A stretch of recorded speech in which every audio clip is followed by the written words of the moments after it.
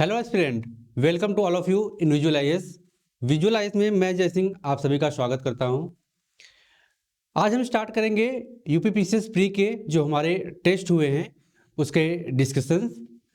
जैसा कि पिछले क्लासेस में मैंने आपको बताया कि एक ओवरव्यू दिया था कि नेचर ऑफ क्वेश्चन क्या होते हैं, क्वेश्चन का स्ट्रक्चर क्या होता है, किस किस मॉड्यूल से कैसे क्वेश्चन पूछे जाते हैं।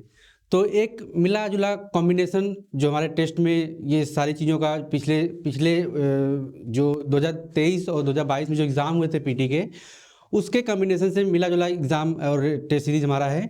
आप लोग देखिए और डिस्कशन को ध्यान से सुनिए। तो विजुलाइज में एक बार फिर मैं जय सिंह आप सभी का स्वागत करता हूं। आइए क्लास को कंटिन्यू करते हैं।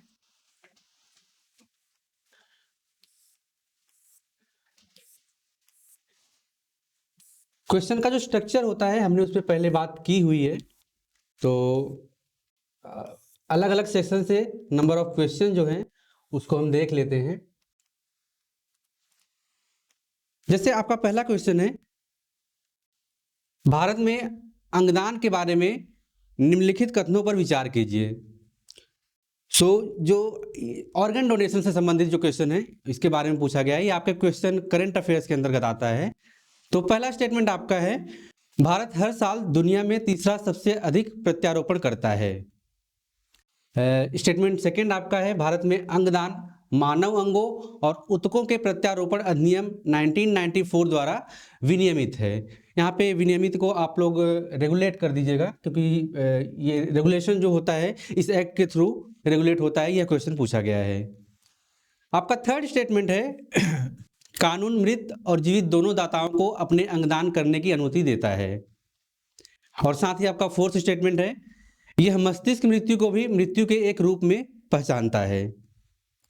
तो अगर हम क्वेश्चन को सेग्रीगेट करें तो क्वेश्चन का जो थर्ड एंड फोर्थ स्टेटमेंट है, जब आप उसको देखोगे तो इसमें मृत और जीवित दोनों दाताओं का मतलब ये होता है कि जैसे एक क्लिनिकल डेड होता है और जिसे डॉक्टर डिक्लेयर करते हैं, तो उसके संदर्भ में बात की जा रही है।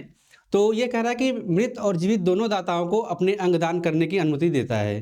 तो आपका फर्स्ट स्टेटमेंट सही है, सेकेंड स्टेटमेंट भी सही है और थर्ड स्टेटमेंट भी सही है।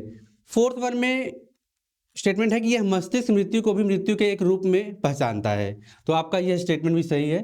तो इस हिसाब से जो आपकी कोडिंग होगी और सही आंसर होगा वह आंसर सी होगा। क्वेश्चन अटेम्प्ट करते समय आपको विशेष बात यह ध्यान रखना है कि आपको 1 से 2 बार क्वेश्चन पढ़ना है। कुछ बारीक से सिली मिस्टेक के कारण आपके क्वेश्चन गलत हो जाते हैं, क्योंकि आपका जो पढ़ने का तरीका होता है, क्वेश्चन अटेम्प्ट करने का जो एक माइंड सेट होता है वह प्रॉपर नहीं होता, और या आप बहुत तेज़ी से अटेम्प्ट करने के चक्कर में चीज़ों को मिस कर देते हो और वहाँ पे आपका जो आंसर होता है वो गलत हो जाता है। तो कम से कम एक क्वेश्चन को अटेम्प्ट करते समय आप उसे 2 बार पढ़ें, उसके बाद अपना अटेम्प्ट लें। बढ़ते हैं आगे क्वेश्चन की तरफ। आपका सेकंड क्वेश्चन है, डीप टेक स्टार्टअप को उत्प्रेरित करने के लिए भारत सरकार द्वारा लॉन्च किए गए फंड का नाम क्या है? अभी हाल ही में जो आजकल जो स्टार्टअप एक कल्चर डेवलप हुआ है भारत में, वेस्टर्न कल्चर का एक विस्तृत रूप जो भारत में देखने को मिलता है स्टार्टअप के रूप में, उसमें विभिन्न जो बौद्धिक क्षमताओं के लोग होते हैं अपना खुद का बिजनेस स्टार्ट करने के लिए या फिर टेक्नोलॉजिकल जो एक अपग्रेडेशन होता है उससे जुड़े रहने के लिए जो स्टार्टअप कल्चर है उसको डेवलप किया गया है। तो इसमें जो डीप टेक स्टार्टअप है उसमें जो गहन अध्ययन होता है टेक्नोलॉजी का, उससे संदर्भित जो स्टार्टअप है उसके संदर्भ में क्वेश्चन पूछा गया है कि डीप टेक स्टार्टअप को उत्प्रेरित करने के लिए भारत सरकार द्वारा लॉन्च किए गए फंड का नाम क्या है? तो इसका आंसर जो आपका होगा डिजिटल इंडिया इनोवेशन फंड, आपका ऑप्शन ए ये सही होगा।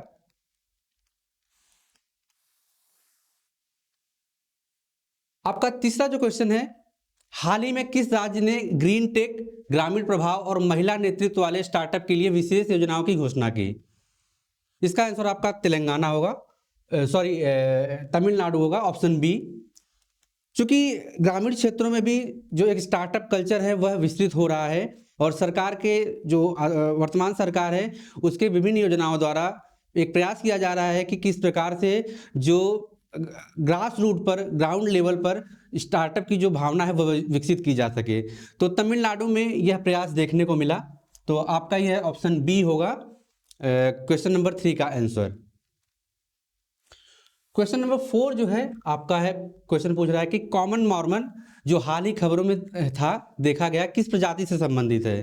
तो इस तरह के क्वेश्चन यूपी पीसीएस में खास करके पूछे जाते हैं कि अगर कोई जीव कहीं पे नया डिस्कवर हुआ है, उसे कोई स्पेशल स्टेटस दिया गया है, तो ये सारी जो एक स्पेशलिटी को दर्शाता है, उससे संदर्भित संदर्भित क्वेश्चन पूछे जाते हैं। तो आपका क्वेश्चन 4 है इसमें कि कॉमन मार्मन यह किस प्रजाति से संबंधित है। तो यह आपका ऑप्शन बी होगा तितली। बढ़ते हैं नेक्स्ट क्वेश्चन की तरफ। आपका क्वेश्चन नंबर 5 है, फरवरी 2023 में संस्कृति मंत्रालय के अनुसार कितने केंद्रीय संरक्षित स्मारक गायब हैं। चूंकि जो संरक्षित स्मारक होते हैं उसे एएसआई द्वारा स्पेशल प्रोटेक्शन मिलता है, हमारी मिनिस्ट्री ऑफ जो कल्चर है उसको एक स्पेशल प्रोटेक्शन देती है उसको संरक्षित करने के लिए।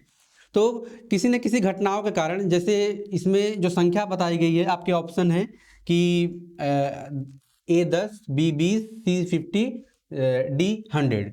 सो फरवरी 2023 में संस्कृति मंत्रालय के अनुसार कितने केंद्रीय संरक्षित स्मारक गायब हैं।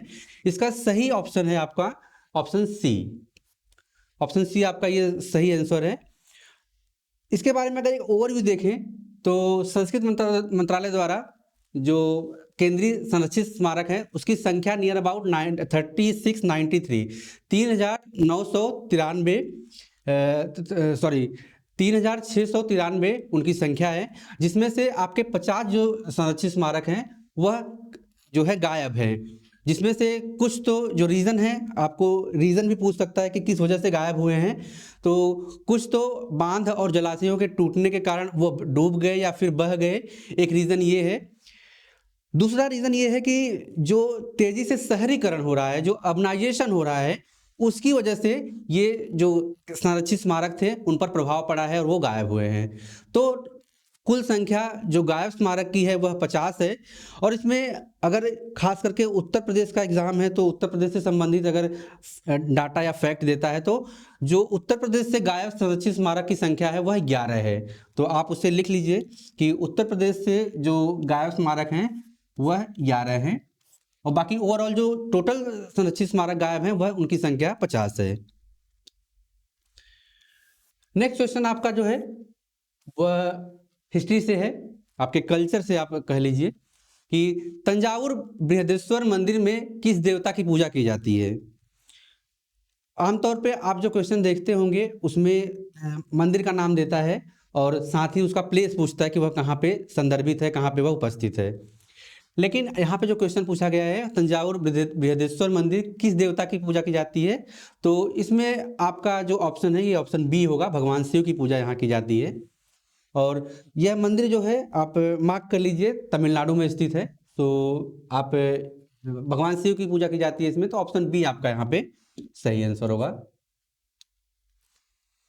नेक्स्ट क्वेश्चन में आप देखेंगे पूछा है कि भारत का कौन सा क्षेत्र अपने महापाषाण स्थलों के लिए विशेष रूप से प्रसिद्ध है, जिनमें डोलमेंस, केन्स और मेनहिर शामिल है, जो मेगालिथिक काल के हैं।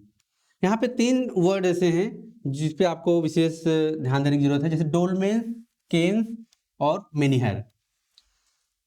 यह जो वर्ड हैं यह दर्शाते हैं कि जो उसकी एक महापाषाण स्थल है उसमें ये एक स्ट्रक्चर हो सकता है, और ये स्ट्रक्चर का एक रूप होता है जिसे डोलेमेंस, केन्स और मेनिहर शामिल हैं। सो और मेगालिथिक काल ये पूछा गया है। तो आपका इसका राइट आंसर जो है वह है दक्कन का पठार, ऑप्शन सी। सो 7 का आपका आंसर सी होगा। क्वेश्चन नंबर 8 में जो है क्वेश्चन पूछा गया कि दूसरी शताब्दी ईसा पूर्व का हाथी गुम्फा शिलालेख, हाथी गुम्फा शिलालेख जो है वह किस भारतीय सम्राट और उसके शासनकाल से जुड़ा हुआ है। तो आपका इसका ऑप्शन जो होगा ऑप्शन डी, खारवेल। हाथी गुम्फा शिलालेख का संबंध राजा खारवेल से जुड़ा हुआ है। क्वेश्चन नंबर 9, भारत के किस क्षेत्र में मुख्य रूप से संथाल जनजाति निवास करती है। यह क्षेत्र पूछा है जिसमें आपके ऑप्शन है उत्तरी Bharat, option A, option B पश्चिमी भारत, ऑप्शन सी पूर्वी भारत और ऑप्शन डी दक्षिणी भारत।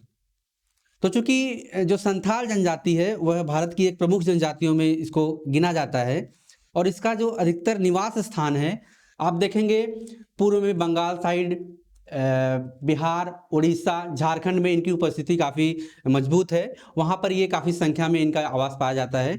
तो आपका जो राइट आंसर होगा इसमें पूर्वी भारत, ऑप्शन सी। नाइन्थ का आपका ऑप्शन सी होगा। क्वेश्चन नंबर 10th में आते हैं।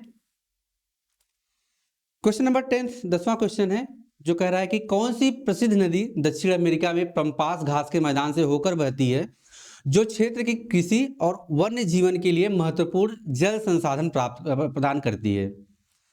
तो पंपास जो रीजन है पहले उस पर चर्चा कर लेते हैं।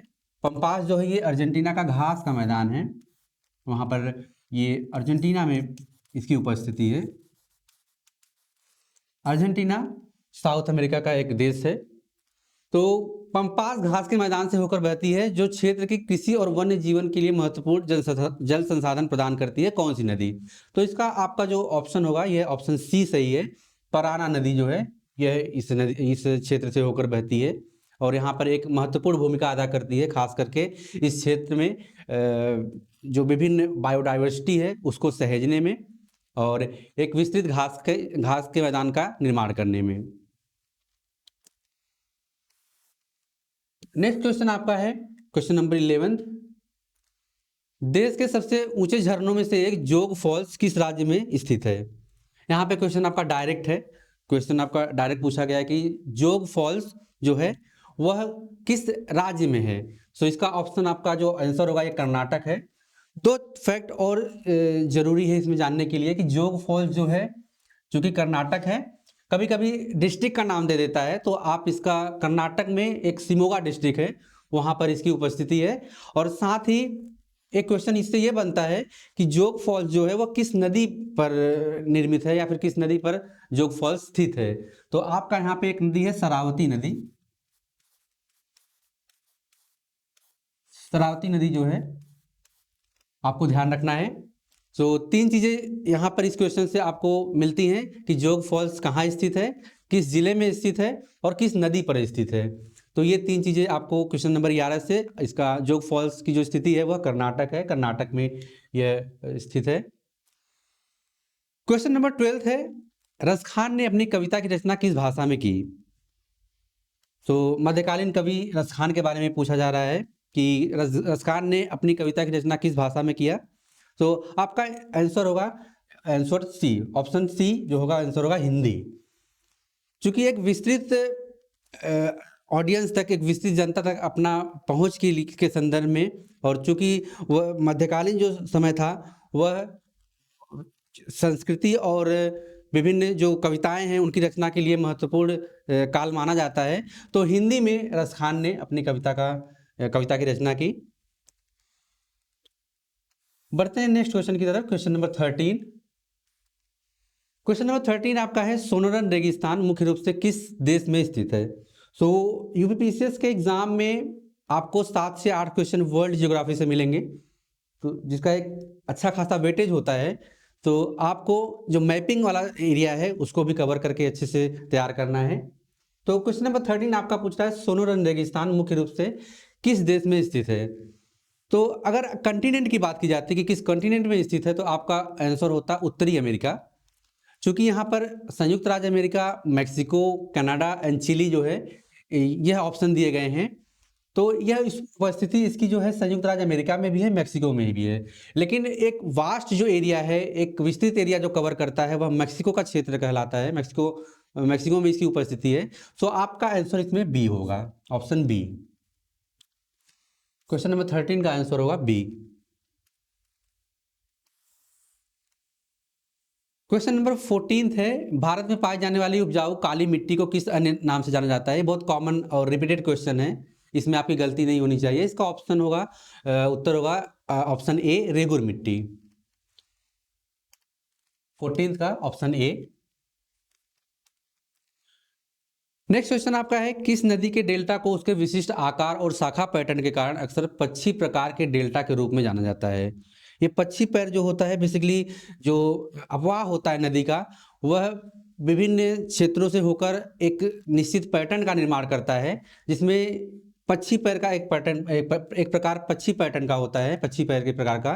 तो इसमें आपका जो आंसर है वह ऑप्शन बी सही है, मिसिसिपी डेल्टा। क्वेश्चन नंबर 15 का जो आंसर है वो आंसर बी है, ऑप्शन बी, मिसिसिपी डेल्टा।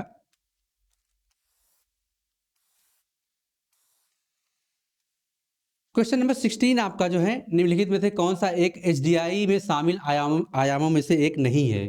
तो आपको कुछ क्वेश्चन ऐसे पूछे जाएंगे जहां पर ये नहीं वर्ड है, इसको खास तौर पे ध्यान देना है, क्योंकि आपका एक छोटा सा कोई स्टूडेंट होते हैं कि वह तेजी से अटेम्प्ट करने के चक्कर में ये वर्ड मिस कर देते हैं, और अगर आपने ये वर्ड मिस किया तो आपका आंसर जो है वो पूरी तरह से गलत हो जाता है। तो ऑप्शन इसमें ये है कि क्वेश्चन आपका है कि एचडीआई में शामिल आयामों में से निम्न से कौन सा एक नहीं है। तो आपका पहला जो ऑप्शन है जीवन प्रत्याशा, जो कि ये डेफिनेटली है।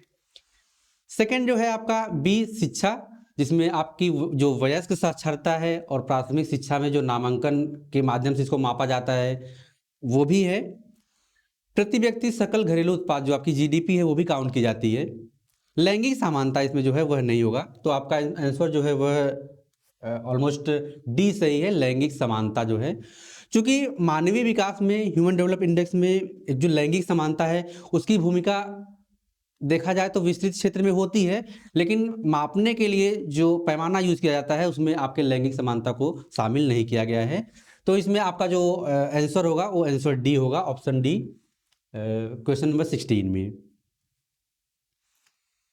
क्वेश्चन नंबर 17 आपका है, मैकमोहन रेखा मुख्यतः किस भारतीय राज्य की सीमा से संबंधित है। सो ये एक कॉमन क्वेश्चन है जो अधिकतर पूछा जाता है, रिपीटेड क्वेश्चन है। इसका डायरेक्ट आंसर आप देख लीजिए, इसका होगा answer option A, Arunachal Pradesh. यह चीन और भारत के बीच में विवादित सीमा स्थल है, विवादित रेखा है। सो अरुणाचल प्रदेश इसका जो है राज्य से संबंधित जो आंसर होगा अरुणाचल प्रदेश आएगा। Question number 17 option A.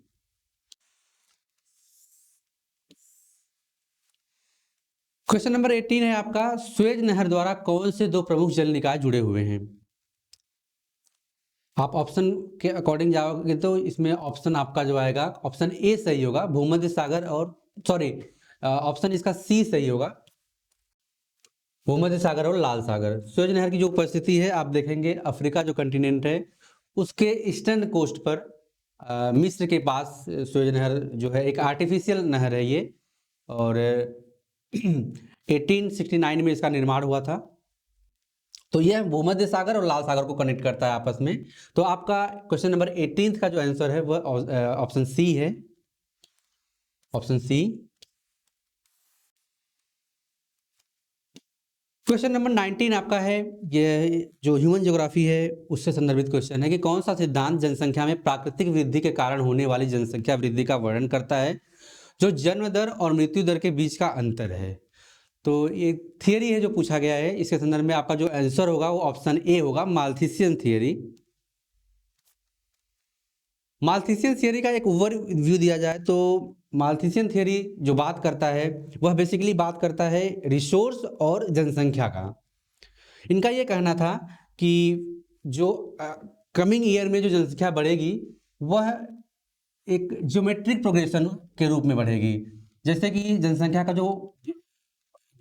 का जो विस्तार होगा वह इस रूप में होगा 1 2 4 8 16। लेकिन जो इसके लिए रिसोर्स अवेलेबल होंगे और रिसोर्स का जो एक प्रोग्रेशन होगा वह आपका अंकगणितीय रूप में बढ़ेगा 1 2 3 4 5। तो ये आपका रिसोर्स है, यह आपका पॉपुलेशन है। तो एक समय ऐसी स्थिति आएगी कि जो पृथ्वी रिसोर्स प्रोड्यूस करती है ह्यूमन के लिए या फिर जीवों के लिए वह कम पड़ जाएगी, पॉपुलेशन ओवरलैप कर जाएगा। तो ये स्थिति दर्शाई माल्थीसियन थियरी ने। तो यहाँ पर जनसंख्या, जन्म दर और मृत्यु दर के बीच का जो अंतर दर्शा रहा है वह जनसंख्या, वह आंसर है आपका ऑप्शन ए, माल्थीसियन सिद्धांत। क्वेश्चन नंबर 20, अंकटाड से संबंधित है, जो वैश्विक एक ग्रुप है, उससे संदर्भित क्वेश्चन पूछा गया है कि अंकटाड यह होता है United nation conference for trade and development, व्यापार और विकास पर संयुक्त राष्ट्र सम्मेलन का मुख्य कार्य उद्देश्य क्या है। इसके जो फंक्शन है उसमें उद्देश्य के बारे में पूछ लिया है, तो इसका ऑप्शन आपका जो आंसर होगा ऑप्शन सी सही होगा। वैश्विक आर्थिक सहयोग और विकास को बढ़ावा देना, खास करके जो डेवलपिंग कंट्रीज हैं उसके संदर्भ में वैश्विक आर्थिक सहयोग और विकास को बढ़ावा देने के लिए जो अंकटाड है उसका उसकी स्थापना की गई है। बढ़ते हैं नेक्स्ट क्वेश्चन की तरफ। क्वेश्चन नंबर 21 है, भारत में ग्राम पंचायत के संदर्भ में ग्राम सभा की भूमिका क्या है। यह एक जनरल क्वेश्चन है जिसमें अगर आप ऑप्शन देखेंगे तो ऑप्शन ए है ग्रामीण स्तर पर राष्ट्रीय नीतियों को लागू करना, तो राष्ट्रीय नीति यहाँ पर ग्रामीण संदर्भ में यहाँ पे गलत हो जाता है। ऑप्शन बी जो है स्थानीय कर और राजस्व एकत्र करना, यह ग्राम पंचायत की भूमिका का काम नहीं है, ग्राम पंचायत की भूमिका नहीं है ये। आपका ऑप्शन सी सही होगा, इसमें ग्राम विकास परियोजनाओं और योजनाओं पर निर्णय लेना। तो क्वेश्चन नंबर 21 का जो सही आंसर है वो आपका आंसर ऑप्शन सी है, ग्राम विकास परियोजनाओं और योजनाओं पर निर्णय लेना। बढ़ते हैं नेक्स्ट क्वेश्चन की तरफ।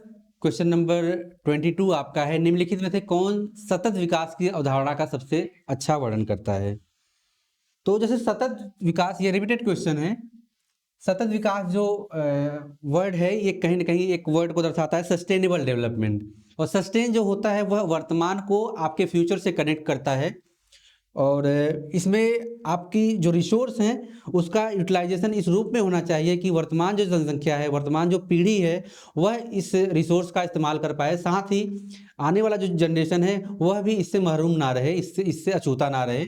तो वर्तमान पीढ़ी की जो आवश्यकताएं हैं रिसोर्स के संदर्भ में, उसके साथ ही फ्यूचर जो कमिंग जनरेशन है उसके लिए भी रिसोर्स फुलफिल हो पाए, यह जो कंसेप्ट है उसी को सतत विकास कहा जाता है, जिसमें आपका ऑप्शन सी जो है वह दर्शा रहा है कि पर्यावरण के संरक्षण और भविष्य की पीढ़ियों की भलाई के साथ आर्थिक विकास को संतुलित करना, यह सतत विकास को डिफाइन करता है। तो क्वेश्चन नंबर 22 का आपका राइट ऑप्शन है, राइट आंसर है ऑप्शन सी।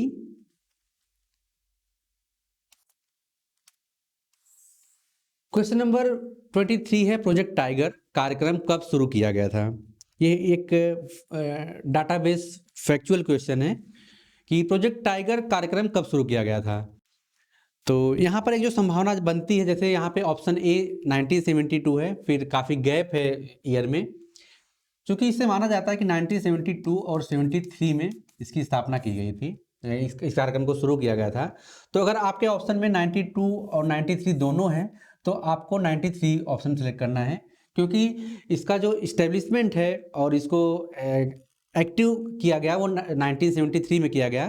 तो अगर ऑप्शन में 72 और 73 है तो आप ऑप्शन 73 को क्लियर करोगे, राइट करोगे, और यहाँ पे क्वेश्चन के अकॉर्डिंग इसमें 1972 ऑप्शन ए सही होगा। तो प्रोजेक्ट टाइगर की जो स्थापना है या फिर जो प्रोग्राम है ये शुरुआत किया गया था 1972-73 में। क्वेश्चन नंबर 24 है, सुरेश तेंदुलकर समिति का उद्देश्य क्या था।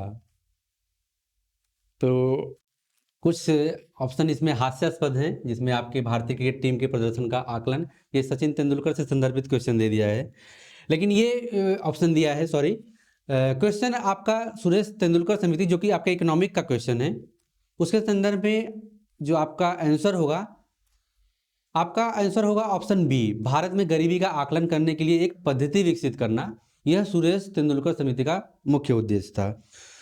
चूंकि शिक्षा, सामाजिक विकास और पोषण के स्तर को डिफाइन करके उन्होंने गरीबी का आकलन किया, तो इस रूप में जो आपका ऑप्शन बी है वह आपका सही होगा। सुरेश तेंदुलकर समिति जो है गरीबी का आकलन करने के लिए और एक पद्धति विकसित करने के लिए गठित की गई थी। तो आपका 24 का जो आंसर होगा वो ऑप्शन बी सही होगा। बढ़ते हैं नेक्स्ट क्वेश्चन की तरफ। क्वेश्चन नंबर 25, लॉरेंज वक्र में पूर्ण समानता की विकर्ण रेखा क्या दर्शाती है। सो एक बेसिक चीज है, ये आपका एक्स एक्सिस है, ये वाई एक्सिस है, इसमें जो लॉरेंज वक्र के बारे में पूछा गया है, तो ये अगर जनसंख्या है, पॉपुलेशन मान लीजिए, और ये जो रेखा है यह आय का वितरण है।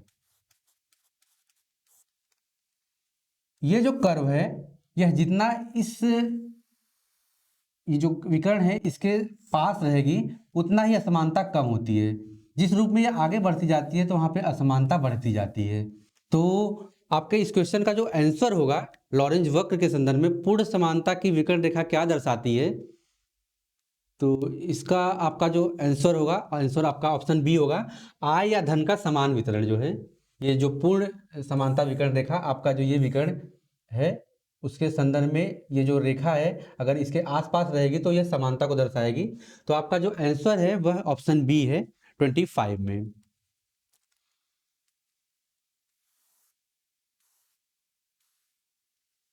क्वेश्चन नंबर 26 आपका है, मानव जनित बायोम मुख्य रूप से किसकी विशेषता रखते हैं। तो इसमें जो आपका जो राइट आंसर है ऑप्शन सी सही है, मानव गतिविधियों और भूमि उपयोग से महत्वपूर्ण रूप से परिवर्तित पारिस्थितिकी तंत्र को मानव जनित बायोम, जिसे एंथोम कहा जाता है, उसको ये संदर्भित करते हैं। क्वेश्चन नंबर 27 है, भारतीय राष्ट्रीय कांग्रेस की पहली भारतीय महिला अध्यक्ष कौन थी। तो यह डायरेक्ट क्वेश्चन है, जो आपका क्वेश्चन ऑप्शन ए जो है सरोजिनी नायडू। दो तरह से क्वेश्चन इसमें बनते हैं कि भारतीय राष्ट्रीय कांग्रेस की पहली महिला अध्यक्ष कौन थी। जब क्वेश्चन इस तरह से आए तो आपका वहां पे आंसर होगा एनी बेसेंट,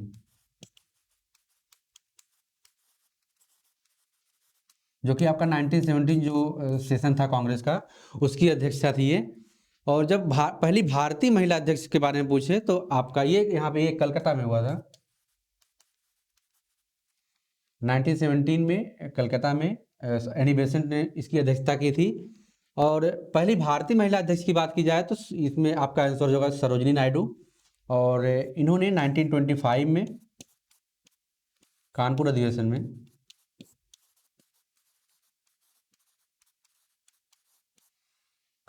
में इस कांग्रेस के सेशन की अध्यक्षता की थी। तो ये बात आप थोड़ा मेजर पॉइंट है, माइनर पॉइंट है, लेकिन आप इसे ध्यान रखिएगा। जब पहली भारतीय महिला की बात की जाएगी तो आपका सरोजिनी नायडू आंसर होगा, लेकिन जब पहली महिला की बात की जाएगी तो आपका एनी बेसेंट आंसर होगा। तो क्वेश्चन नंबर 27 आपका जो आंसर है ऑप्शन ए सही है।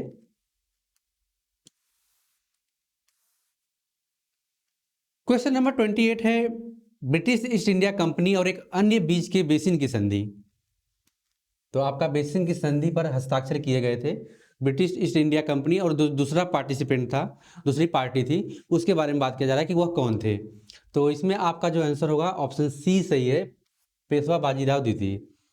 1802 में बेसिन की संधि की गई थी। तो आपका 28 का जो राइट ऑप्शन है, राइट आंसर है वो ऑप्शन सी आपका राइट आंसर है। क्वेश्चन नंबर 29 जो है आपका है, सुभाष चंद्र बोस के नेतृत्व में भारतीय राष्ट्रीय सेना, जिसे आईएनए कहा जाता है, ने द्वितीय विश्व युद्ध के दौरान किस धुरी राष्ट्र के साथ लड़ाई लड़ी थी।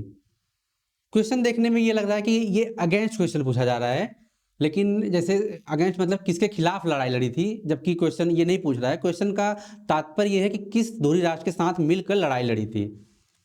तो इसमें आपका जो आंसर होगा ये आपका ऑप्शन बी सही होगा, जापान। क्योंकि जापान के सहयोग से उन्होंने जो वहाँ पर जापान में भारतीय राष्ट्रीय सेना का निर्माण किया और इसके सहयोग से भारतीय स्वतंत्रता में ब्रिटिशर्स को हराने के लिए एक योगदान दिया। तो क्वेश्चन नंबर 29 जो है आपका वह ऑप्शन बी सही है। Question number 30, ring of fire एक ऐसा क्षेत्र है जो लगातार भूकंप और ज्वालामुखी विस्फोटों के लिए जाना जाता है। यह किस महासागर क्षेत्र में स्थित है। तो रिंग ऑफ फायर जो है यह विशेष तौर पर जो भूकंपीय क्षेत्र होता है, ज्वालामुखी क्षेत्र होता है, उसको संदर्भित करता है। तो रिंग ऑफ फायर जो है यह आपको अधिकतर प्रशांत महासागर का जो कोस्टल एरियाज होता है वहां पे आपको देखने को मिलता है, प्रशांत महासागर। क्वेश्चन नंबर 30 का राइट आंसर है ऑप्शन सी। बढ़ते हैं नेक्स्ट क्वेश्चन की तरफ। क्वेश्चन आपका इकोनॉमिक्स का है कि सकल घरेलू उत्पाद शब्द का उपयोग क्या मापने के लिए किया जाता है। तो इन शॉर्ट इसका तात्पर्य यह है कि सकल घरेलू उत्पाद किसे कहते हैं। ऑप्शन ए आपका है किसी देश की कुल जनसंख्या, जो कि रॉन्ग है। किसी देश का कुल निर्यात, ये भी गलत है। किसी देश का कुल आर्थिक उत्पादन और आय, तो आपका ये जो ऑप्शन सी है वह राइट होगा। किसी देश का कुल आर्थिक उत्पादन और आय, यह जो है एक शॉर्ट टर्म में देखा जाए तो एक वर्ष के भीतर किसी भी जो भारत की जियोग्राफिकल बाउंड्री है उसके अंतर्गत जो सेवा और जो वस्तु का मौद्रिक मूल्य होता है उसे कहा जाता है सकल घरेलू उत्पाद। तो इस रूप में आपका जो ऑप्शन सी है वह राइट होगा, किसी देश का कुल आर्थिक उत्पादन और आय। Question number 31 option C is right. बढ़ते हैं नेक्स्ट क्वेश्चन की तरफ। नेक्स्ट क्वेश्चन आपका जो है, भूमध्य रेखा एक काल्पनिक रेखा है जो पृथ्वी को उत्तरी और दक्षिणी गोलार्ध में विभाजित करता है। तो ऑलमोस्ट ये सही है। ऑप्शन बी देख लेते हैं, पृथ्वी को पूर्वी और पश्चिमी, ये रॉन्ग होगा। प्रधान मध्याह्न रेखा को चिन्हित करता है, ये भी गलत है। तो 32 का जो आपका राइट आंसर होगा वो आपका होगा ऑप्शन ए। क्वेश्चन नंबर 32 का right answer option A.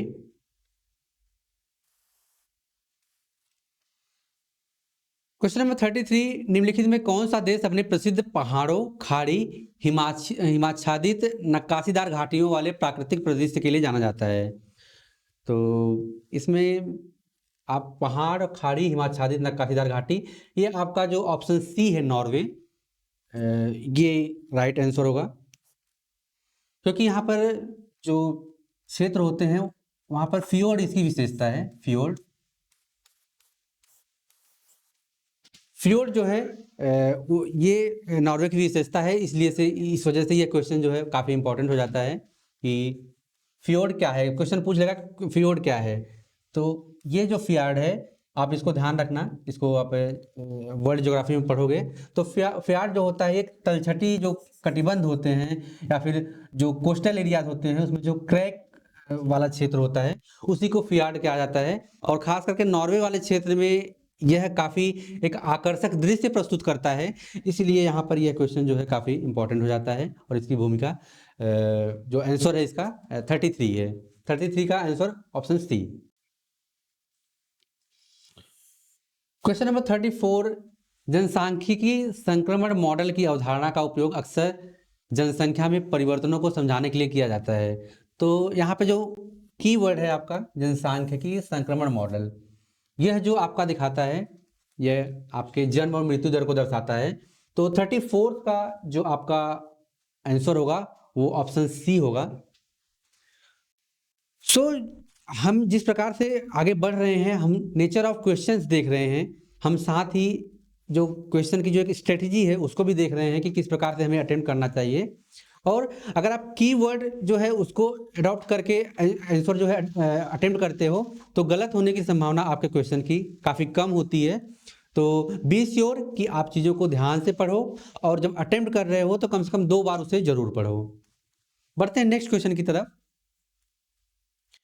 Next question आपका है 35, कौन सी मिट्टी अपने उत्कृष्ट जल धारण गुणों के लिए जानी जाती है और अक्सर भारी वर्षा और हरी भरी वनस्पति वाले क्षेत्रों में पाई जाती है।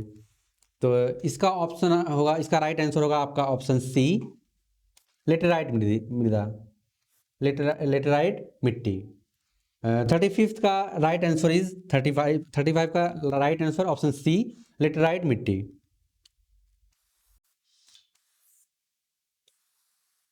आपका नेक्स्ट क्वेश्चन जो है वह है 36, ओजोन परत के क्षरण से जुड़ी एक पर्यावरणीय चिंता निम्नलिखित में से कौन सी है। तो इसमें आपका ऑप्शन ए है ग्लोबल वार्मिंग में वृद्धि, दूसरा परावैंगनी विकिरण से संदर्भित है, एसिड वर्षा की समस्या, और ओजोन परत की कमी का कोई महत्वपूर्ण पर्यावरणीय प्रभाव नहीं है। तो चूंकि ओजोन परत का जो डायरेक्ट संबंध होता है वह आपके परावैंगनी जो किरणें होती हैं उसको रोकने के संदर्भित में होता है, तो इसलिए आपका 36 का जो राइट आंसर होगा वो ऑप्शन बी सही होगा। परावैंगनी जो किरणें हैं उसको रोकने के संदर्भित में ये क्वेश्चन पूछा गया है। तो ओजोन परत का जो क्षरण है उसकी सबसे बड़ी चिंता परावैंगनी किरणों की जो रोकना है, उसे अवरुद्ध करना है, उसके संदर्भ में है। क्वेश्चन नंबर 37 आपका है कि वह वायुमंडलीय परिघटनाएं जैसे बादल और वर्षा कहाँ घटित होती हैं। तो आपका चूंकि जो पहला स्तर है आपका क्षोभ मंडल है, और अधिकतर जो पर्यावरणीय घटनाएं होती हैं, जो मौसमी घटनाएं होती हैं, वह आपका क्षोभ मंडल में होती है।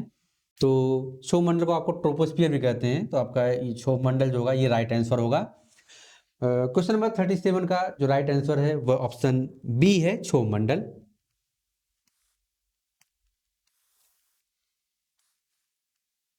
क्वेश्चन नंबर 38 पे आते हैं। क्वेश्चन नंबर 38 जो है वो आपका कहता है कि इन सिटू संरक्षण प्रयासों का उद्देश्य क्या है। अब आपको यहाँ पर जो इन सिटू है इस वर्ड से फेमिलियर होने की जरूरत है कि इन सिटू क्या है। तो इन सिटू एक ऐसी अवधारणा है जिसमें जो ऐसे जीव या फिर ऐसे वनस्पति जिन्हें आने वाले उनके अस्तित्व को लेकर खतरा है, खास करके ये ग्लोबल वार्मिंग और क्लाइमेट चेंज के दौर में, तो उनके संरक्षण के लिए सरकार कुछ प्रयास करती है। कुछ तो प्राकृतिक प्रयास होते हैं कि प्राकृतिक जो उनका आवास होता है उसी में उनको संरक्षित किया जाता है। कुछ उस जो आवास होता है उनके लिए नेसेसरी होता है उसको क्रिएट करके कृत्रिम तरीके से बनाया जाता है। जैसे आपके जो बोटेनिकल गार्डन होते हैं वह एक आर्टिफिशियल कंजर्वेशन मेथड है जिसमें वनस्पतियों और खास करके जीवों के लिए वह संरक्षित करने को लेकर बनाया जाता है। तो वह एक आर्टिफिशियल है। तो इन सिटू जो है आपका वो प्राकृतिक संरक्षण को दर्शाता है। तो इसमें जो आपका आंसर होगा कि इन सिटू संरक्षण प्रयासों का उद्देश्य क्या है, तो आपका इसका राइट आंसर होगा ऑप्शन बी, प्रजातियों और पारिस्थितिक तंत्र को उनके प्राकृतिक आवासों में संरक्षित करना। यह इन सिटू संरक्षण प्रयासों का उद्देश्य होता है। क्वेश्चन नंबर 39 है, चिकित्सा के क्षेत्र में एक्सरे मशीन का क्या कार्य है। तो यह काफी सिंपल क्वेश्चन है। आप जब देखेंगे तो ऑप्शन ए है रक्तचाप मापने के लिए, गलत है। आंतरिक शारीरिक संरचनाओं की उच्च रिजोल्यूशन जो इमेजेस होती हैं उसको बनाने के लिए इसका इस्तेमाल किया जाता है। तो आपका क्वेश्चन नंबर 39 का जो राइट आंसर होगा वो ऑप्शन बी होगा। क्वेश्चन नंबर 39 का राइट आंसर जो होगा ऑप्शन बी। बढ़ते हैं नेक्स्ट क्वेश्चन की तरफ। न्यूटन के गति के पहले नियम के अनुसार, क्योंकि पहला नियम क्या कहता है ये क्वेश्चन में ही दे दिया गया है कि न्यूटन की गति के पहले नियम के अनुसार जो वस्तु आराम की स्थिति में है वह स्थिर ही रहती है, और जो वस्तु गति में है वह तब तक गति में बनी रहती है जब तक उस पर बाह्य अवरोध ना उत्पन्न किया जाए। तो क्वेश्चन ये पूछ रहा है कि उस जो न्यूटन की गति का पहला नियम है उसे और किस नाम से जाना जाता है। तो इसमें जो आपके ऑप्शन है वह है त्वरण, ऑप्शन ए, ऑप्शन बी जड़ता, ऑप्शन सी ऊर्जा का संरक्षण, ऑप्शन डी गुरुत्वाकर्षण। तो इसमें जो आपका आंसर होगा, राइट आंसर होगा वह होगा जड़ता, बी। न्यूटन का जो पहला नियम है गति का उसको जड़ता के नाम से भी जाना जाता है। बढ़ते हैं नेक्स्ट क्वेश्चन की तरफ। क्वेश्चन नंबर 41, जब प्रकाश एक माध्यम से दूसरे माध्यम में जाता है तो उसकी गति बदल जाती है जिससे प्रकाश मुड़ जाता है। इस घटना को जाना जाता है, कंसेप्ट है कि प्रकाश एक मीडियम से जब दूसरे मीडियम में ट्रेवल करता है तो वह अपनी गति में परिवर्तन करता है। तो उस मीडियम के कारण जो गति में परिवर्तन होता है उसे क्या कहा जाता है, क्वेश्चन का संदर्भ ये है। तो आपका आंसर होगा, इसे कहते हैं रिफ्रैक्शन, अपवर्तन के रूप में इसे जाना जाता है। आपका ऑप्शन बी सही होगा क्वेश्चन नंबर 41 का, option B is right answer. Question number 42 है, निम्नलिखित में कौन सा रासायनिक परिवर्तन का उदाहरण है। रासायनिक परिवर्तन और भौतिक परिवर्तन दो तरह के परिवर्तन होते हैं। देखा जाए तो जो रासायनिक परिवर्तन कहा जाता है वह इस रूप में कंसीडर किया जाता है कि वह अपनी मूल अवस्था को त्याग कर देता है। अगर कोई पदार्थ है अपनी प्रकृति की मूल अवस्था को त्याग कर देता है, पुनः उसे उसी रूप में नहीं वापस ला जा सकता, तो यह आपका केमिकल रिएक्शन कहा जाता है। और अगर प्रकृति जो पदार्थ है उसका स्ट्रक्चर बदल जाता है और वह अपने मूल अवस्था में दबाव के कारण या फिर किसी अन्य गतिविधि के कारण उसका स्वरूप बिगड़ता है और पुनः वह उसी अवस्था में लाया जा सकता है, तो वह भौतिक परिवर्तन कहलाता है। तो यहाँ पर क्वेश्चन रासायनिक परिवर्तन से संदर्भित है कि निम्नलिखित में से कौन सा रासायनिक परिवर्तन का उदाहरण है। ऑप्शन ए है आपका पानी उबालना। तो चूंकि पानी उबाला जाता है तो भाप को जब ठंडा किया जाता है तो पानी पुनः प्राप्त किया जा सकता है, तो यह ऑप्शन आपका नहीं होगा, option A is wrong. Option B पानी में चीनी घोलना। यह भी आपका भौतिक परिवर्तन का एग्जाम्पल है, ना कि रासायनिक परिवर्तन का। कागज जलाना, कागज को अगर एक बार जला दिया जाता है तो उसे उसे मूल स्वरूप में पुनः प्राप्त नहीं किया जा सकता, इसीलिए यह जो आंसर ऑप्शन सी है आपका, कागज का जलना, वह रासायनिक परिवर्तन का उदाहरण है। तो क्वेश्चन नंबर 42 जो है उसका जो आंसर होगा आपका ऑप्शन सी होगा, कागज जलना, कागज जलाना। क्वेश्चन नंबर 43 है, किसी तत्व का परमाणु परमाणु क्रमांक परिभाषित किया जाता है। इसका राइट आंसर होगा ऑप्शन बी, प्रोटॉनों की संख्या से। कोई भी तत्व है उसका जो परमाणु क्रमांक है वो परिभाषित किया जाता है ऑप्शन बी, प्रोटॉनों की संख्या से। तो 43 का जो राइट आंसर है वो आपका होगा ऑप्शन बी, प्रोटॉनों की संख्या। क्वेश्चन नंबर 44 है, उस पदार्थ को क्या कहा जाता है जो प्रक्रिया में खपत हुए बिना रासायनिक प्रतिक्रिया को तेज कर देता है। एक बूस्टअप जो होता है किसी भी जो प्रतिक्रिया होती है, रिएक्शंस होते हैं, उसे क्या कहा जाता है। तो आपका ये होता है कैटालिस्ट जो होता है आपका ऑप्शन ए, उत्प्रेरक, हिंदी में कहते हैं उत्प्रेरक। क्वेश्चन नंबर 44 का जो आंसर है ऑप्शन ए सही है। क्वेश्चन नंबर 44 है, 45 आपका है, निम्नलिखित में कौन सा मनुष्य में वंशानुगत पदार्थ है।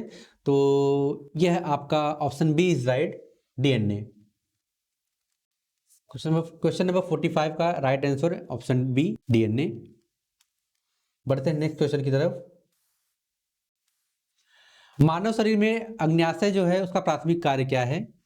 तो अग्न्याशय जो है जिसे पेनक्रियास कहते हैं, इसका प्राथमिक कार्य है इंसुलिन का उत्पादन और रक्त शर्करा के स्तर को नियंत्रित करना।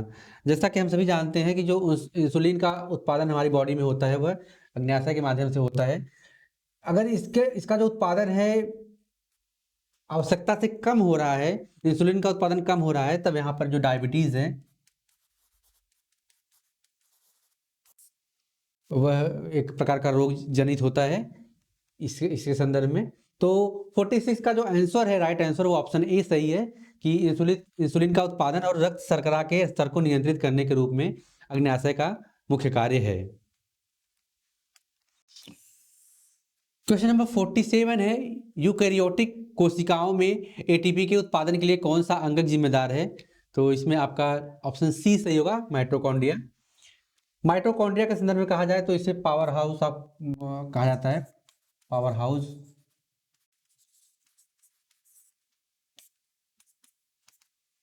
कहा जाता है।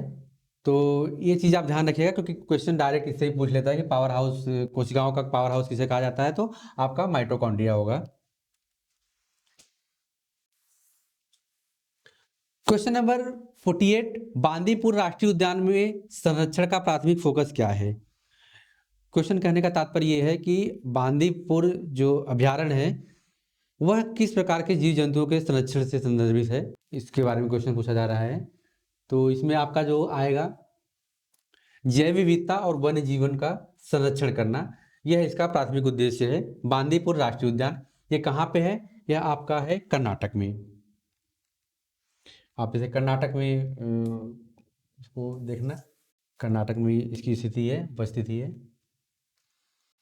क्वेश्चन नंबर 49 पे आते हैं। क्वेश्चन नंबर 49 जो है आपका, निम्नलिखित में से किस विद्युत चुंबकीय विकिरण का तरंग दैर्ध्य सबसे लंबा होता है। तो इसमें आपका जो राइट आंसर होगा वह होगा microwave. Option B is right answer for question number 49।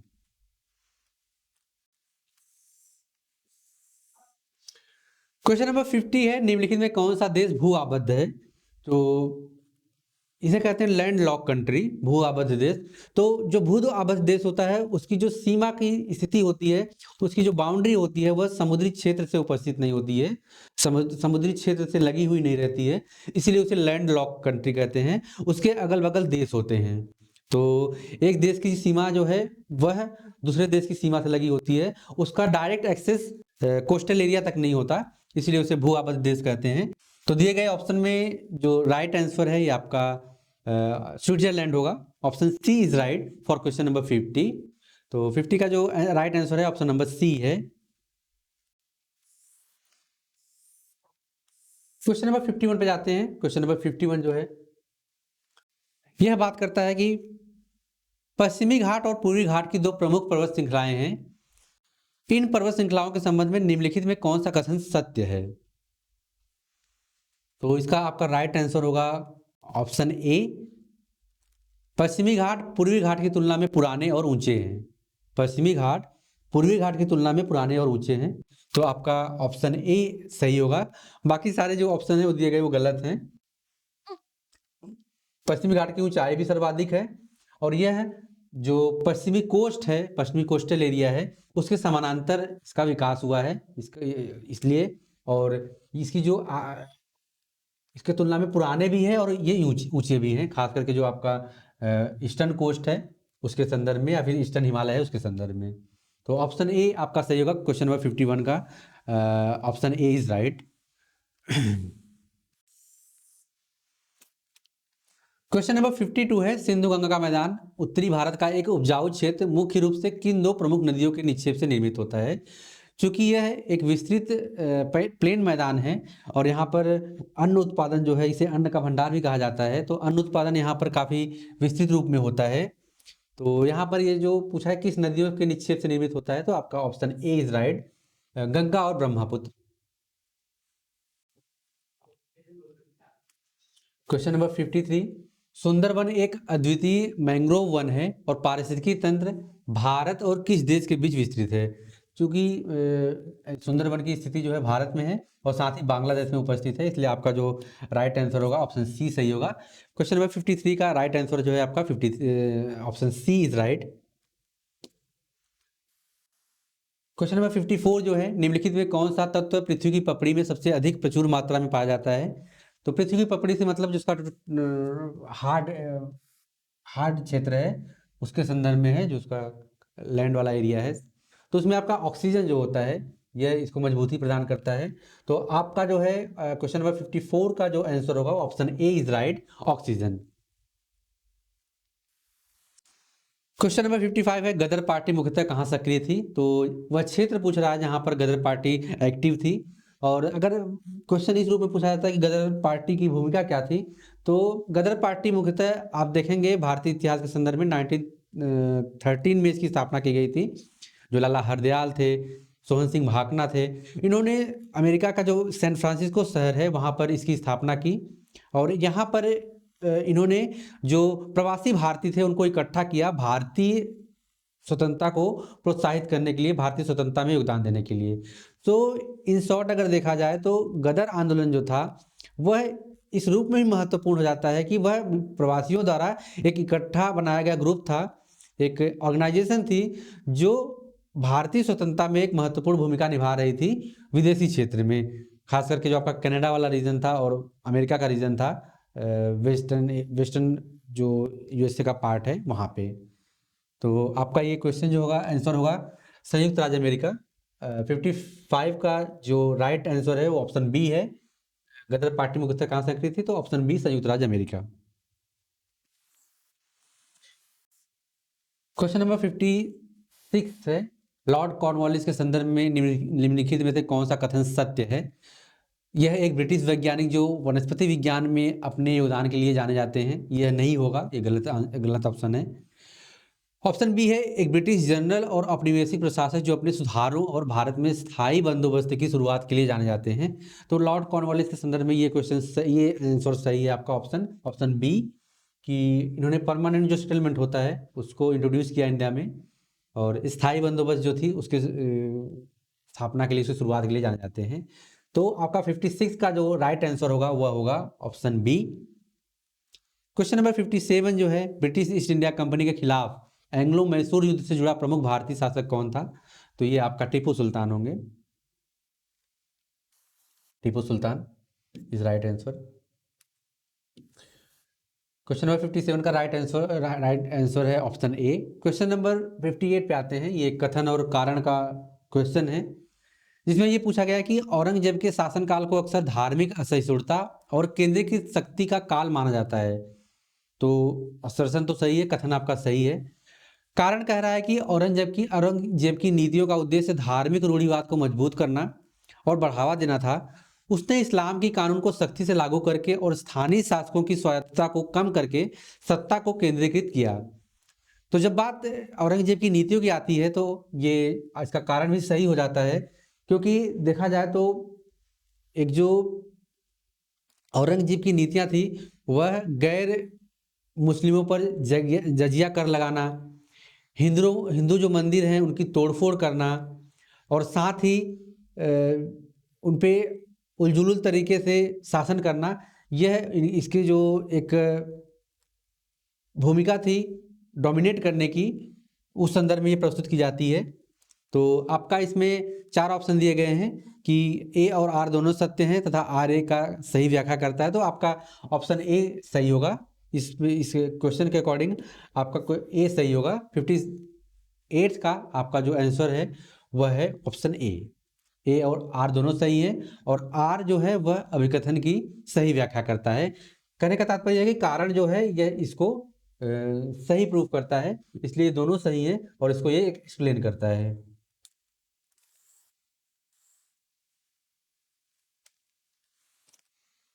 Question number 59 है, कुषाण साम्राज्य अपनी कला और संस्कृति के लिए जाना जाता था, जो मुख्य रूप से किस शैली से प्रभावित था? तो चूंकि यहाँ पे कुषाण साम्राज्य की बात की गई है और किस शैली से प्रभावित था, तो आपका आंसर होगा ऑप्शन सी, ग्रीक और भारतीय शैली। यह दोनों का मिला जुला कॉम्बिनेशन जो है यहाँ पर इसके कला और संस्कृति में देखने को मिलती है कुषाण साम्राज्य में। तो option C is right answer for question 50 number 9, question 59।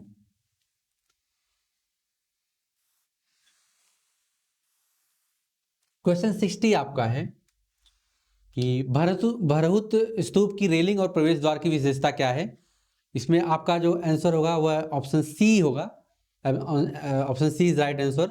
Bharhut Stupa की जो रेलिंग और प्रवेश द्वार है वह जातक कथाओं और बुद्ध के जीवन के दृश्य को प्रस्तुत करता है। तो इस रूप में आपका क्वेश्चन नंबर 60 का आंसर होगा ऑप्शन सी।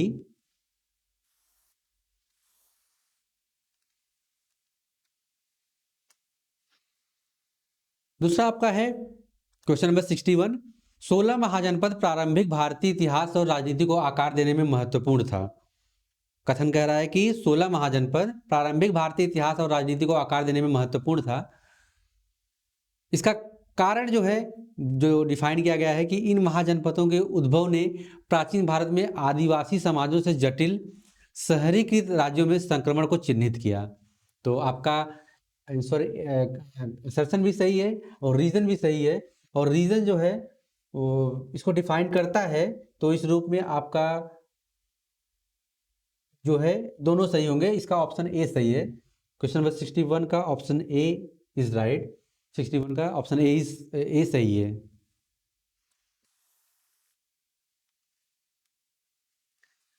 क्वेश्चन नंबर 62 आपके जनरल साइंस से क्वेश्चन पूछा गया, फिजिक्स का क्वेश्चन है ये हाँ फिजिक्स का क्वेश्चन आप कह लीजिए कि परमाणु रिएक्टर में नियंत्रण छड़ों का इस्तेमाल किया जाता है। जो नियंत्रित छड़ें होती हैं वह किस रूप में इस्तेमाल की जाती हैं? तो अतिरिक्त न्यूट्रॉन को उत्पन्न करने के लिए, तो ये गलत होगा आपका।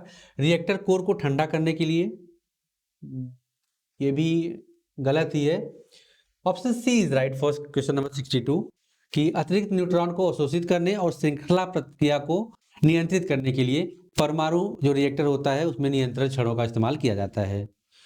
क्वेश्चन नंबर 63 आपका जो है रडार से संबंधित है। रडार का संक्षिप्त रूप पूछा है, एब्रीविएशन पूछ रहा है कि रडार का संक्षिप्त रूप क्या है।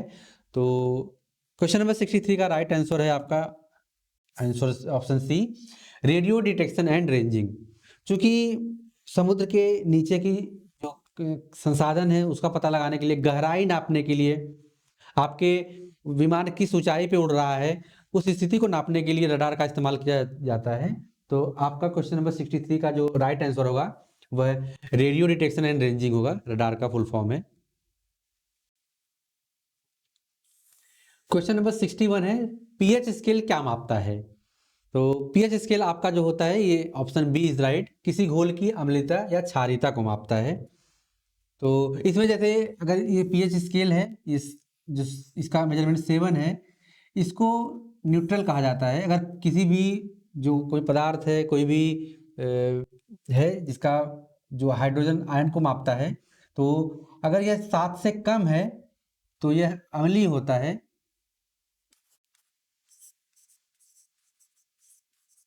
7 से कम है इसका पीएच मान तो अम्लीय है, 7 से अधिक है तो यह क्षारीय है। इसे एसिडिक कहते हैं, इसे बेसिक कहते हैं, और यह न्यूट्रल होता है, न्यूट्रल। तो ये आपके किसी घोल की अम्लता या क्षारीयता को दर्शाता है। क्वेश्चन नंबर 64 का ऑप्शन बी इज राइट। बढ़ते हैं नेक्स्ट क्वेश्चन की तरफ। Question number 65। क्वेश्चन नंबर 65 है कि पीट कोयले के निर्माण के का पहला चरण है और इसमें काफी मात्रा में नमी होती है। क्वेश्चन ये कह रहा है कि कथन है कि पीट कोयले के निर्माण का पहला चरण है और इसमें काफी मात्रा में नमी होती है। कारण, पीट कोयला जलभराव वाले वातावरण में आंशिक रूप से सड़ चुके कार्बनिक पदार्थों के संचय से बनता है, जिसके परिणाम स्वरूप इसमें नमी की मात्रा अधिक होती है। तो आपका इसमें जो ऑप्शन ए इज राइट, दोनों कथन सही है, और जो रीजन है वह असर्शन को व्याख्यायित करता है, उसको सही व्याख्या करता है। तो 65 का जो आपका राइट आंसर होगा option A is right. Question number 66 पे आते हैं। Iron pyrite. आयरन पायराइट, जिसे नकली सोना या फिर मूर्खों का सोना भी कहा जाता है, उसके संदर्भ में क्वेश्चन पूछा गया है कि आयरन पायराइट का कौन सा विशिष्ट गुण इसे सोने से आसानी से अलग पहचान देता है, कि गोल्ड जो है किस प्रकार से डिफ्रेंशिएट होता है। तो इसका जो रंग होता है, आप जब देखेंगे, जो आयरन पायराइट है वह काफी चमकीला पीले रंग की धातु होती है, जो एक प्राकृतिक कलर होता है गोल्ड का, उससे काफी चमकीली होती है। तो इस रूप में यह रंग को जो होता है काफी कंसंट्रेट करती है। इस वजह से जो आयरन पायराइट है वो अपने विशिष्ट रंग के कारण सोने से अलग होता है। तो 66 का जो राइट आंसर होगा वो option B is right. Question number 67 जो है वह है आपका, कौन सा कृत्रिम स्वीटनर पौधों की पत्तियों से प्राप्त होता है और 0 कैलोरी वाली चीनी से कई गुना अधिक मीठा होता है। तो स्टीवियोल ग्लाइकोसाइड्स, जो ऑप्शन सी है, यह आपका राइट आंसर होगा, कि यह एक कृत्रिम जो आर्टिफिशियल स्वीटनर होता है, तो यह पौधों की पत्तियों से प्राप्त होता है, और जो चीनी है उससे कई गुना मीठा होता है। स्टीवियोल ग्लाइकोसाइड्स जो है यह इसका राइट आंसर है। स्पार्टम जो है वो भी कृत्रिम स्वीटनर है, लेकिन इस क्वेश्चन के संदर्भ में आपका steviol glycoside option C is right for question number 67। 68 पे आते हैं। क्वेश्चन नंबर 68 है, मंदसौर शिलालेख में वर्णित शासक कौन था। कहने का तात्पर्य है कि मंदसौर शिलालेख किस शासक को अभिव्यक्त करता है, किस शासक को प्रस्तुत करता है।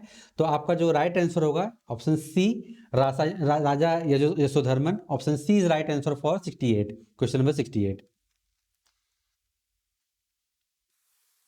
क्वेश्चन नंबर 69 आपका है कि निम्नलिखित में से कौन सा एक अथर्ववेद में पाया जाने वाला सामान्य विषय नहीं है। तो स्वास्थ्य और उपचार ये अथर्ववेद में बताया गया है। सामाजिक और नैतिक मूल्य क्या होने चाहिए, इसको भी डिफाइन किया गया है, इसके बारे में भी चर्चा की गई है अथर्ववेद में। जादुई मंत्र और तंत्र जो है इसको भी प्रस्तुत किया गया है।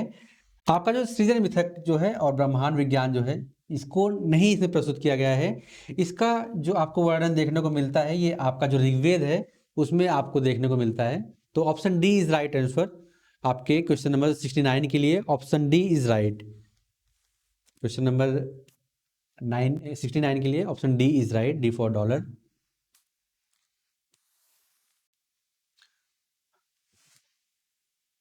क्वेश्चन नंबर 70 है, नाथ मठ केंद्र पाया कहाँ पर स्थित है। नाथ मठ, क्वेश्चन को नाथ मठ के संदर्भ में पूछा जा रहा है कि कहाँ स्थित होते हैं ये। तो घनी आबादी वाले क्षेत्र में, चूंकि नाथ जो मठ होता है वह अपने आप को सेग्रीगेट करता है मेन लैंड ऑफ जो ह्यूमन हैबिटाट है, क्योंकि यह इनका जो ट्रस्ट है, इनका जो एक आचरण पद्धति है, वह एकांत को दर्शाती है। तो जब यह एकांत को दर्शाता है तो यह सुदूर पर्वतीय क्षेत्रों में यह आपको मिलेगा कि इनकी उपस्थिति अधिकतर सुदूर पर्वतीय क्षेत्रों में मिलती है। तो क्वेश्चन नंबर 70 का जो आंसर होगा वह ऑप्शन बी इज राइट। सुदूर पर्वतीय क्षेत्रों में नाथ मठ जो है वह अधिकतर उपस्थित होते हैं। क्वेश्चन नंबर 71, व्यापार मार्गों को नियंत्रित करने के लिए राजनीतिक रूप से कौन सा मध्ययुगीन किला अलाउद्दीन खिलजी ने अपने प्रशासन की सैन्य और रक्षा रणनीति के हिस्से के रूप में बनवाया था। तो यहाँ पे आपका जो आंसर होगा ऑप्शन डी इज राइट, सिरी किला जो कि दिल्ली में स्थित है। तो यह एक स्ट्रेटेजिकल किला था कि ताकि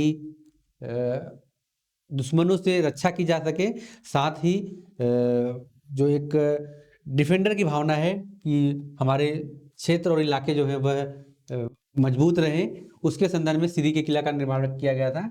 आपका option D is right. Question number 72 है, मराठा भारत में किस विदेशी शक्ति के विरुद्ध अपने सफल सैन्य अभियानों के लिए जाने जाते हैं? तो इसमें आपका जो राइट आंसर होगा ऑप्शन ए, ब्रिटिश ईस्ट इंडिया कंपनी। यह एक कहा जाता है कि मराठा जो ताकत थी उससे उन्होंने सबसे ज़्यादा भयभीत किया ब्रिटिशर्स को। तो ब्रिटिश ईस्ट इंडिया कंपनी के लिए यह एक खतरनाक संकेत था मराठों की उपस्थिति। तो मराठा भारत में ब्रिटिश ईस्ट इंडिया कंपनी के खिलाफ सफल सैन्य अभियानों के लिए जाने जाते हैं। क्वेश्चन नंबर 73 जो है, संत तुकाराम की भक्ति कविता और शिक्षाओं का केंद्रीय संदेश क्या है? तो इसमें आपका ऑप्शन सी इज राइट, भक्ति, विनम्रता, ईश्वर के प्रति समर्पण का मार्ग। यह संत तुकाराम जो महाराष्ट्र के एक प्रसिद्ध कवि भी हैं और वहाँ के प्रसिद्ध संत हैं, उनकी जो सेंट्रल थीम थी उनकी कविताओं की, और उसमें जो वो एक मैसेज देना चाहते थे, वह उनकी भक्ति, विनम्रता और ईश्वर के प्रति समर्पण का जो मार्ग है उसको संदर्भित करता है। तो क्वेश्चन नंबर 73 का जो राइट आंसर होगा वो आपका ऑप्शन सी जो है वह राइट है, 73। क्वेश्चन नंबर 74 जो है वह है, भारत के वायसराय के रूप में लॉर्ड मेयो के कार्यकाल में परिवहन और संचार बुनियादी ढांचे में महत्वपूर्ण प्रगति देखी गई थी। सही है ये। लॉर्ड मायो ने पूरे उपमहाद्वीप में कनेक्टिविटी को बढ़ावा देते हुए कोलकाता और बॉम्बे को जोड़ने वाली एक रेलवे लाइन के निर्माण की शुरुआत की। तो ये दोनों कथन और कारण दोनों सही है, और वह एक्सप्रेस भी करता है, उसको एक्सप्लेन भी कर रहा है। तो यहाँ पर आपका जो आंसर होगा option A is right for question number 74। Question number 74 के लिए जो राइट ऑप्शन है आपका वह है ऑप्शन ए, दोनों सही है और रीजन कथन को व्याख्यायित करता है। क्वेश्चन नंबर 75 पे डिस्कस करते हैं। क्वेश्चन नंबर 75 जो है वह, चोल राजवंश किस कला रूप के संरक्षण के लिए प्रसिद्ध है? तो जैसा कि हम सभी जानते हैं कि चोल राजवंश जो था उसने साहित्य और कविता को काफ़ी प्रमोट किया। आपके जो कम्बन रामायण जिन्होंने रामायण की रचना की थी साउथ सदर्न एरिया में, तो चोल डायनेस्टी में साहित्य और कविता को काफ़ी प्रमोशन मिला, उनके संरक्षण के लिए प्रयास किए गए। तो आपका 75 का जो राइट आंसर होगा वो ऑप्शन ए सही होगा, साहित्य और कविता। तो इस प्रकार से हमने आज 75 क्वेश्चन अटेम्प्ट किए। बाकी के 75 क्वेश्चन को हम कल की क्लास में देखेंगे, जिसमें आप जो क्वेश्चन का नेचर है उसके अकॉर्डिंग हमारा टेस्ट ऑर्गेनाइज किया गया था। तो आप भी हमारी टेस्ट संस्था से जुड़ सकते हैं, विजुलाइज से जुड़ सकते हैं, और अपने तैयारी के लिए जो एक आपको स्ट्रेटजी चाहिए, आपको जिस प्रकार के मटेरियल की आवश्यकता होती है, वह हमारी टीम द्वारा एक बेहतर प्रयास के माध्यम से आप सबके समक्ष प्रस्तुत किया जा रहा है। तो हमारी इस संस्था का पार्ट बने। और आज हमने 75 क्वेश्चन को अटेम्प्ट किया, बाकी के 75 क्वेश्चन को कल देखेंगे कल की क्लास में। सो इस वीडियो को अपने फ्रेंड के साथ, अपनी फैमिली के साथ, और जिन्हें भी इसकी नीड हो उन्हें आप शेयर कर सकते हैं। चैनल को सब्सक्राइब कीजिए और मिलते हैं नेक्स्ट क्लास में। तब तक के लिए थैंक यू सो मच।